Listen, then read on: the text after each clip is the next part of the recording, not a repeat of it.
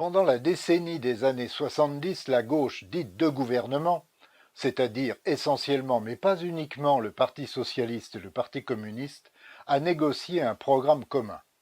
Il comportait un ensemble de nationalisations touchant de grands groupes industriels et de nombreuses grandes banques. Il fut appliqué dès 1981 à partir de l'élection de François Mitterrand à la présidence de la République. Le tournant de la rigueur de 1983-84, en réalité une conversion de la gauche au néolibéralisme, a entraîné de nouvelles réflexions sur le rôle de l'État. L'idée selon laquelle l'État est un mauvais gestionnaire s'est peu à peu répandue. Les marchés devaient réguler l'économie, voire la société elle-même. Conséquence, au fil des années, d'élection en élection, qu'il y ait cohabitation ou non, des privatisations ont eu lieu depuis 1986. Bilan en a été fait par Laurent Mauduit. Laurent Mauduit, journaliste, écrivain et cofondateur de Mediapart, s'est attelé à cette tâche. Son livre, Prédation, Histoire des privatisations des biens publics, est le résultat de ses investigations. Au fond, le projet du livre est d'une part d'informer sur la manière dont se sont faites les privatisations et d'autre part d'en exposer les résultats. Le lecteur est ainsi au courant et des méthodes utilisées et de la situation créée par ces opérations-là.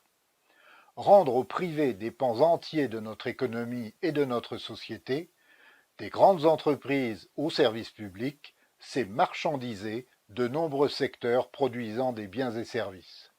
Et marchandiser, c'est échanger ces biens et services contre de la monnaie au plus offrant. C'est soumettre leur évaluation à la loi de l'offre et de la demande. Plus ils sont demandés, plus leur prix s'élève. Et à mesure que le prix augmente, toute une frange de la population, la plus pauvre, est exclue de l'accès à la consommation de certains biens et services.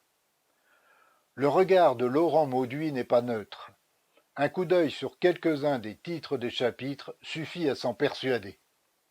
Le virus néolibéral, les ravages de l'affairisme, le risque mafieux, le capitalisme rapace, la destruction de l'État social, à l'assaut de la sécurité sociale, l'État privatisé. À la lecture, on se rend compte de l'ampleur de ce qui a été privatisé.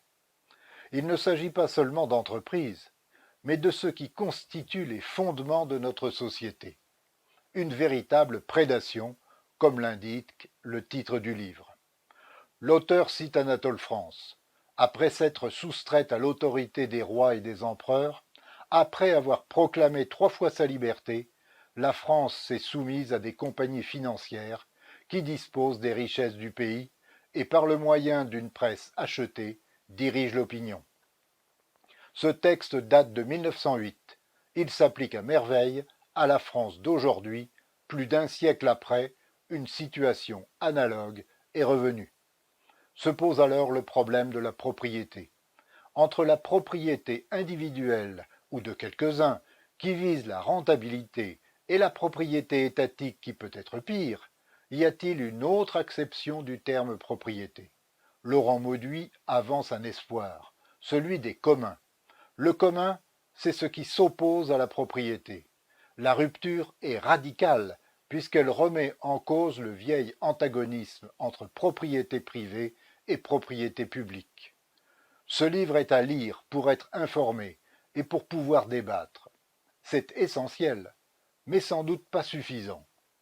C'est pourquoi il ouvre une perspective pour pouvoir penser ce que pourrait être la société de demain.